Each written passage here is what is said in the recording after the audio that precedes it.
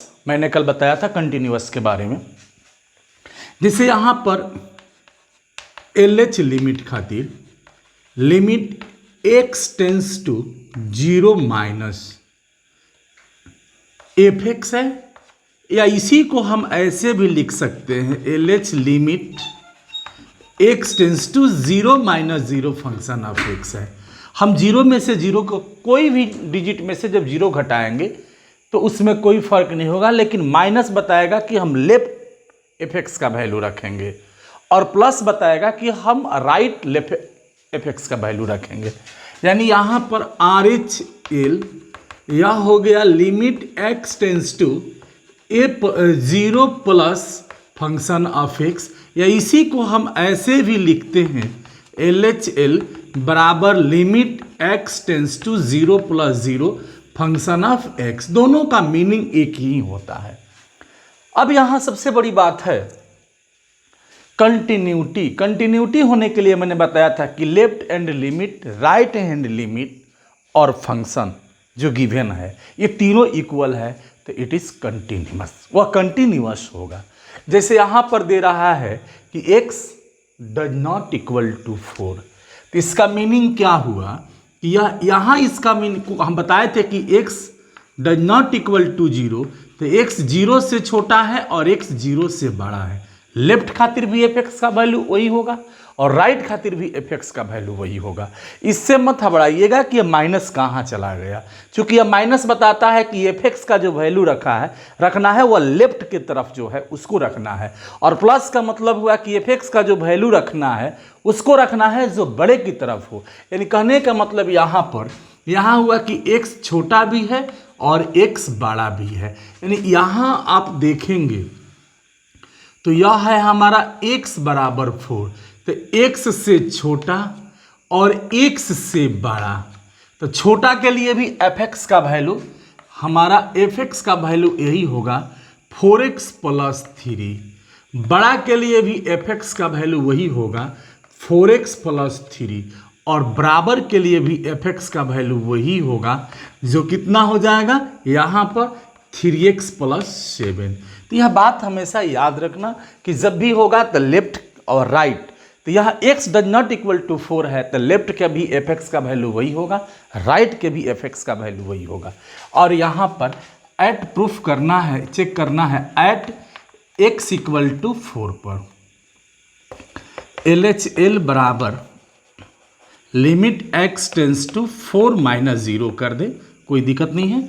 F X बराबर, यानी 0 का मतलब यहाँ पर माइनस का मतलब हुआ कि हम x का वैल्यू वह एफ एक्स का वैल्यू रखेंगे जो 4 से कम हो। तो 4 से कम के लिए माने x का वैल्यू 4 से कम हो उसके लिए भी एफ एक्स का वैल्यू वही है, और 4 से ज़्यादा हो x का वैल्यू तब भी एफ एक्स का वैल्यू वही है। तो यहाँ पर हम एफ एक्स का वैल्यू वहाँ रखेंगे, यहाँ पर हो गया 4x प्लस 3, लिमिट का प्रयोग करेंगे तो 4 गुने 4 plus 3 equal to 16 plus 3 equal to 19। हम सिमिलरली भी लिख सकते हैं इसी प्रकार। यहाँ आर एच एस भी हमारा आया, यहाँ x tends to 4 plus 0 F X बराबर वही बात आया। यहाँ पर लिमिट x टेंस टू 4, यानी प्लस का मतलब कि जो x का वैल्यू 4 से बड़ा हो, तो 4 से बड़ा के लिए भी एफ एक्स का वैल्यू वही है। तो यहाँ हो गया 4x प्लस 3, तो 4 गुने 4 प्लस 3, यानी यह हो गया 16 प्लस 3 इक्वल टू 19। अब इक्वल है तब देखिए कितना है, तो x 4 हमने जब रखा तो यहाँ रखेंगे 3 गुने 4 प्लस 7, यानी 12 प्लस 7 इक्वल टू इतना, यानी तीनों ही आपस में इक्वल है। तो लिखेंगे कि एफ एक्स बराबर 4 पर, x बराबर 4 पर संतत है, संतत है, संतत है, कंटिन्यूअस है। तो यह सवाल है। तो यहाँ पर सबसे बड़ी बात है कि कंटिन्यूटी के लिए कंटिन्यूटी तभी होगा जबकि left hand limit, right hand limit, left hand limit, right hand limit और फंक्शन ये तीनों इक्वल होगा, तभी हम कहेंगे कि यह क्या है, कंटिन्यूटी है।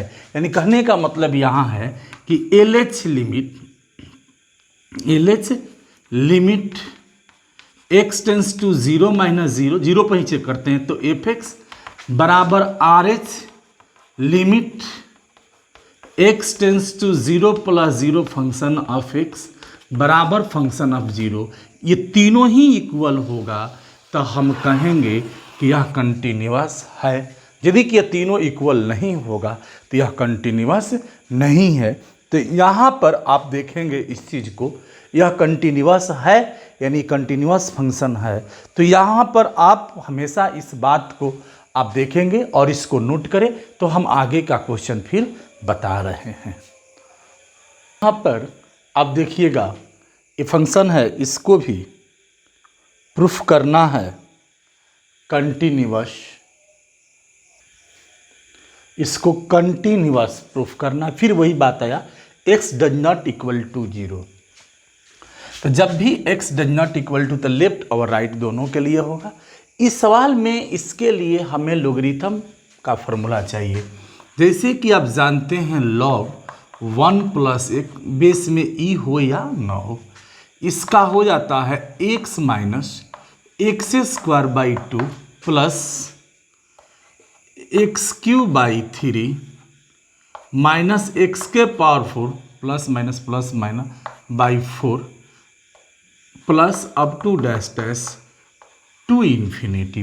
log 1 प्लस एक्स का विस्तार हुआ, log 1 प्लस एक्स का, log 1 प्लस एक्स का विस्तार है। यहाँ पर log x प्लस 1 का यह विस्तार है। इसी में हम लोगों का यह सवाल जो है बनेगा। यहाँ पर यह फॉर्मूला मैंने बताया। अब इसी को यहाँ एक के पावर x है तो इसको एक्सपोनेंशियल में लिखते हैं e x log base e a। तो इसी पर हम लोगों का यह सवाल, हमें कंटिन्यूअस जीरो पर प्रूफ करना है। तो देखिएगा at point x equal to zero. अब x इक्वल टू जीरो है तो यह x बराबर जीरो, तो इसमें लेफ्ट में लेस देन, राइट में ग्रेटर देन। अब यहाँ पर लेफ्ट के लिए भी एफ एक्स का वैल्यू, लेफ्ट के लिए भी एफ एक्स का वैल्यू यही है और राइट के लिए भी एफ एक्स का वैल्यू यही है, कोई दिक्कत नहीं है। बराबर के लिए हमें ई खुद दिया है। अब यहाँ पर L H limit X tends to zero minus zero, zero पर चेक करना है, F X equal to limit X tends to zero. F X के लिए लेफ्ट के लिए यही होगा 1 प्लस एक्स के पावर 1 बाई एक्स। अब यहाँ पर limit X tends to zero, और इसको जब हम रखेंगे एक्सपोनेंशियल में जब लिखेंगे तो x के जगह पर 1 बाई एक्स है तो यह 1 बाई एक्स हो जाएगा।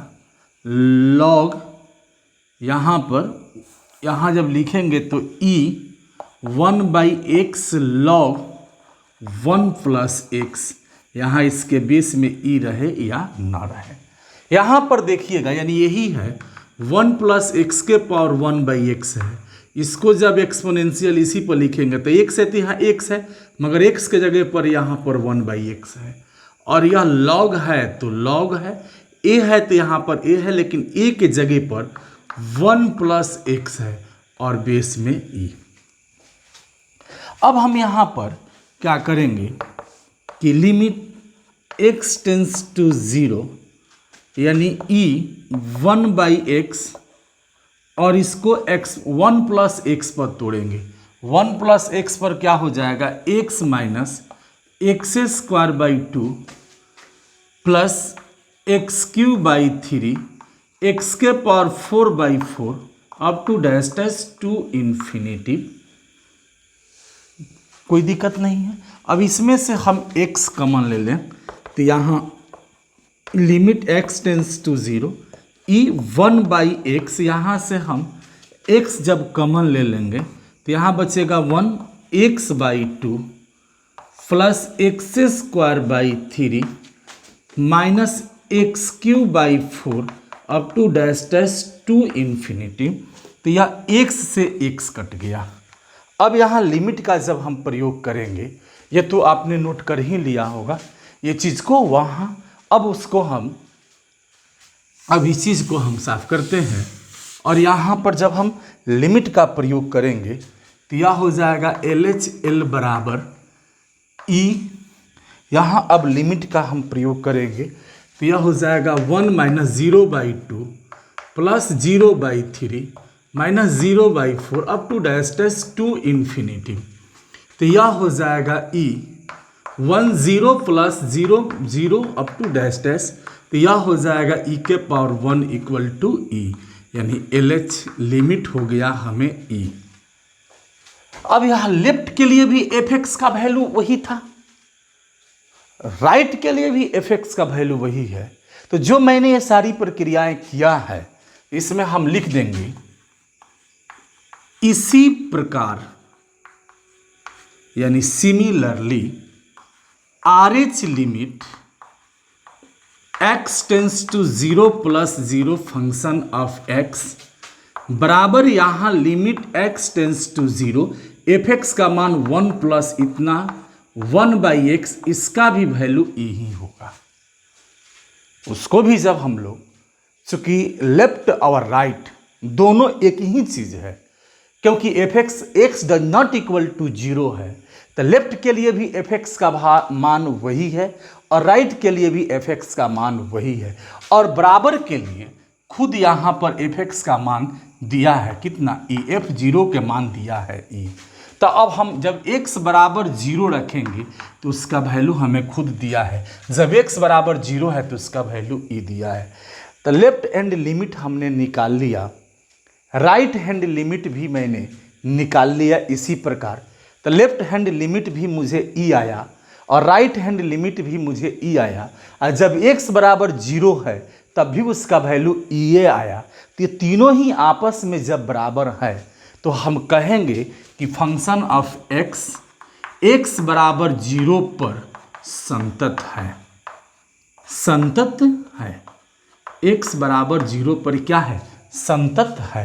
यानी जब तीनों ही आपस में बराबर हो गया तो कहेंगे फंक्शन ऑफ x बराबर 0 पर यह संतत है। यही सवाल था इसमें, और इसमें ज़्यादा कुछ नहीं था। सवाल मुझे यही, इसी को कंटिन्यूटी में कुछ नहीं करना है, या लेफ्ट में और राइट में left hand limit, right hand limit और गिवन फंक्शन जो दिया है, ये तीनों यदि आपस में इक्वल है तो हम कहेंगे इट इज कंटिन्यूअस। यह कंटिन्यूअस है। लेफ्ट जो है x does not equal to 0 हो चाहे कुछ भी हो, तो x का वैल्यू 0 से छोटा चाहिए, x का वैल्यू 0 से बड़ा, माने 0 के बराबर ना हो, तो इसका मतलब हुआ कि 0 से बड़ा हो या 0 से छोटा हो, इसका मीनिंग यही हुआ। तो लेफ्ट में भी हम क्या करेंगे कि वैल्यू निकालेंगे और राइट में भी निकालेंगे।